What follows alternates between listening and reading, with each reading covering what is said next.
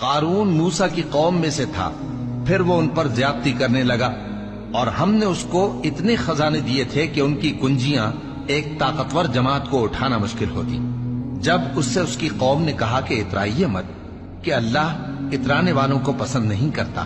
اور جو مال تم کو اللہ نے عطا فرمایا ہے اس سے آخرت کی بھلائی طلب کیجئے اور دنیا سے اپنا حصہ نہ بھلائیے، اور جیسی اللہ نے تم سے بھلائی کی ہے ویسی تم بھی لوگوں سے بھلائی کرو، اور ملک میں طالب فساد نہ ہو، کیونکہ اللہ فساد کرنے والوں کو دوست نہیں رکھتا۔ وہ بولا کہ یہ مال مجھے میرے ایک ہنر کے سبب ملا ہے۔